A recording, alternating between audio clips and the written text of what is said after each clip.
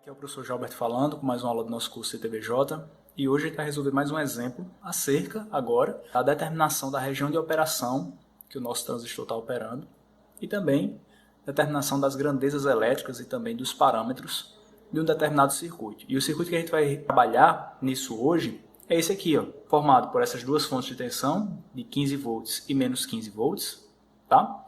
E aí, eu quero determinar os valores de RC e de RE de modo que a tensão no coletor desse cara, que é um NPN, seja 5 volts, tá? Sabendo que a corrente que está passando por RC aqui vale 2 mA e também que o beta do transistor vale 100 e que eu tenho uma corrente de 1 mA passando pelo coletor quando o VBE vale 0,7 volts. Aqui é volts, né? Ó, volts, tá? Então vamos lá. Então, para a condição que a gente quer, eu tenho o seguinte, ó.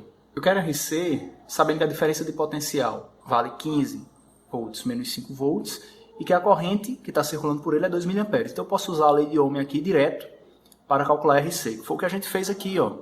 Então, RC é 15 menos 5, que é a diferença de potencial entre seus terminais, dividido pela corrente circulante sobre ele. Isso vai te dar, ó, 5 kΩ.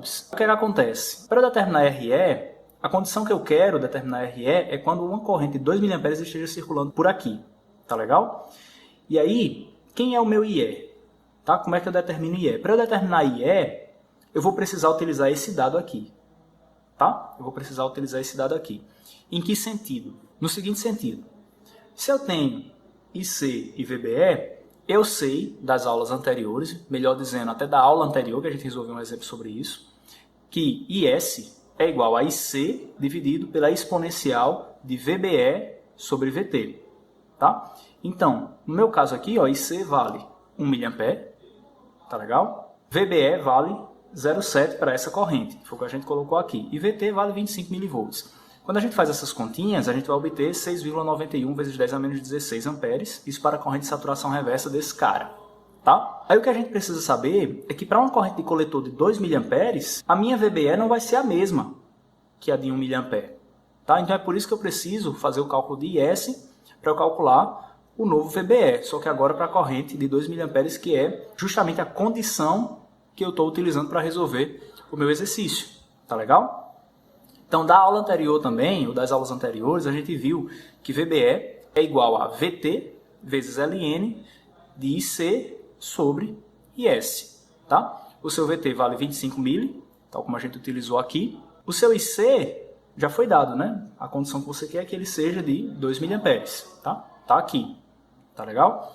E o IS a gente acabou de calcular, 6,91 vezes 10 a menos 16. Quando a gente faz essas continhas, a gente vai obter 0,72 volts, que é ligeiramente diferente de 0,7, que era a tensão para 1 mA de corrente, tá legal? Um coletor. Então você tem o novo VBE aqui, você tem essa tensão VBE que está aqui na junção base-emissor, tá? Para a condição de 2 mA, com corrente de coletor, tá legal? Aí com esse dado aqui eu vou poder calcular tanto o VE quanto o meu RE, tá legal? E aí o que é que a gente tem? A gente sabe que IC é igual a alfa IE. Se a gente sabe disso aqui, eu sei que IE, que é essa corrente aqui, ó, ela vai se relacionar com IC sobre alfa, sobre esse alfa aqui.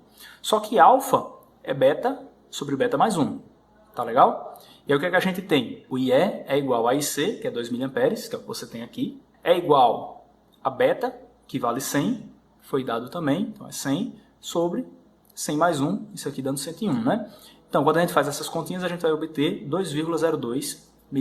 Então, eu tenho 2 mA no coletor e 2,02 mA no emissor, tá legal? E aí, quem é essa minha resistência aqui? A diferença de potencial dividido pela corrente. Então, é diferença de potencial, ou seja, VE menos 15, que é o que eu tenho aqui, ó, VE menos 15, dividido por IE, que é a corrente circulante pela resistência RE, que foi o que eu acabei de determinar. Tá? O que é que a gente sabe?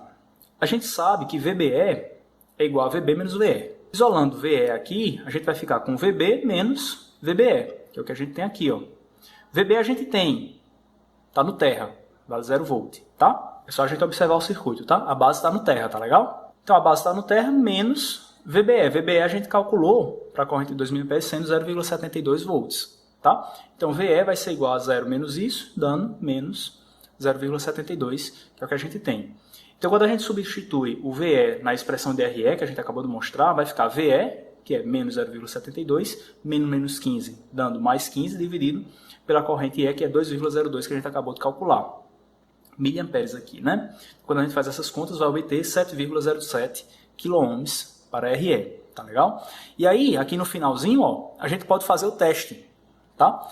O teste para saber o seguinte, qual região de operação o nosso transistor está operando. Então, como a gente utilizou as relações IC igual a alfa e E, IC igual a beta e B, a gente mostrou que essas relações são utilizadas na região ativa. Então, a gente precisa constatar realmente que o transistor está operando na região ativa. Então, a gente sabe o seguinte, que VB é 0 volt, VC foi dado como 5 volts e VE a gente calculou como sendo menos 0,72 volts, tá? A gente sabe que a representação do nosso transistor ele é um NPN, base, coletor e emissor com essa representação, e na representação de diodos a gente utiliza dessa forma. Para ele estar operando na região ativa, a junção base-coletor precisa estar reversa e a junção base-emissor precisa estar direta. Como é que eu sei disso? A junção base-coletor estando reversa, eu tenho que ter VB menor do que VC. Eu tenho isso? VB é menor do que VC, realmente. Então a junção base-coletor está reversa. E aí eu tenho que ter a junção base-emissor direta. Para que isso aconteça, eu tenho que ter a tensão na base sendo maior do que a tensão no emissor. A tensão na base realmente é maior do que a tensão no emissor. Então isso aqui está acontecendo para esse cara, tá? Então, se isso está acontecendo, o meu transistor está operando na região do tipo ativa. Tá legal? E aí é só você olhar também para a sua representação para você visualizar isso aqui, tá?